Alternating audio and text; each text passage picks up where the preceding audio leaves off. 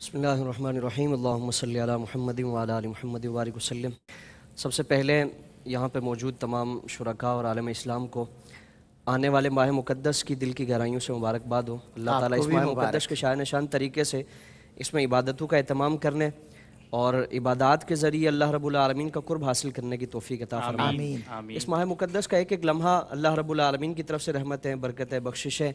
اور جہنم سے آزادی اور خلاصی کا ایک پروانہ لے کر آتا ہے۔ لیکن ان چیزوں کو یعنی رحمت کو، بخشش کو اور جہنم سے آزادی کو 3 اشروں میں اللہ رب العالمین نے تقسیم فرمایا ہے۔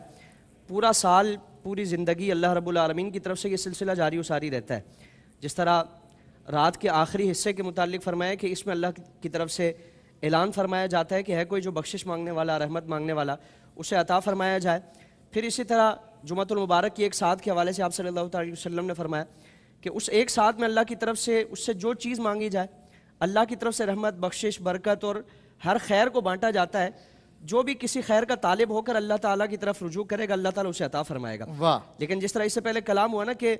ہر چیز کا ایک سیزن اور ایک آفر دی جاتی ہے کہ اگر فلاں مہینے میں، فلاں ساعتوں میں اگر یہ کام کیا جائے تو اللہ کی طرف سے یہ لوازمات ہوں گے، اس سے متعلق جو انعام و اکرام کا سلسلہ ہے۔ تو اس ماہ مقدس کو خصوصیت کے ساتھ اللہ رب العالمین نے پہلے عشرے میں رحمتوں سے متعلق فرمایا، دوسرے عشرے کو مغفرت سے اور تیسرے عشرے کو اللہ تعالیٰ نے جہنم سے آزادی کا، اور پھر ہر رات میں اللہ کی طرف سے بے شمار افراد کی بخشش فرمائی جاتی ہے۔ اور فرمایا کہ آخری رات میں اللہ رب العالمین کی طرف سے یہ سلسلہ، اور اس سے پہلے بلکہ جس سے متعلق حضور نے استقبال رمضان کا جو خطبہ ارشاد فرمایا، حضور نے فرمایا کہ اس میں ایک رات ایسی ہے کہ جو 1000 مہینوں کی عبادت سے افضل ہے۔ گزشتہ انبیاء کی امتوں میں ہزار ہزار سال عمر والے افراد ہیں جن کی عبادت ایک طرف، اور امت محمدیہ کا اگر کوئی شخص اس ایک رات کی عبادت کو پالے گا اور اس کی برکتوں کو پالے گا تو ان 1000 مہینوں کی عبادتوں سے اللہ تعالیٰ زیادہ اس کو اجر عطا فرمائے گا۔ اور پھر یہ جو رحمت کا، بخشش کا، مغفرت کا یا جہنم سے آزادی کا جو سلسلہ ہے وہ صرف اسی تک محصور نہیں ہے۔ حضور نے فرمایا کہ آخری رات جب آتی ہے اور اللہ رب العالمین کی طرف سے پورے مہینے میں جتنے افراد کی مغفرت فرمائی جاتی ہے، جتنوں کو رحمتوں سے نوازا جاتا ہے، جہنم سے آزادی اور خلاصی ہوتی ہے،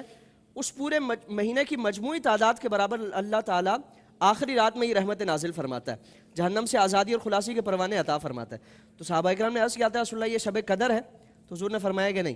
جس طرح مزدور مزدوری کر لے تو اس کو اس کی اجرت عطا فرمائی جاتی ہے، تو فرمایا کہ اس مہینے میں جو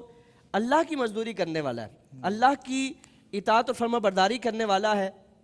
اور رمضان کو اس کے تقاضوں کے مطابق پورا کرنے والا ہے، تو اللہ تعالیٰ اس کو پھر پورے مہینے کے مجموعی تعداد کے برابر ہر خیر سے نوازتا ہے۔ تو اس لیے خیر ہی خیر ہے، رحمت ہی رحمت ہے۔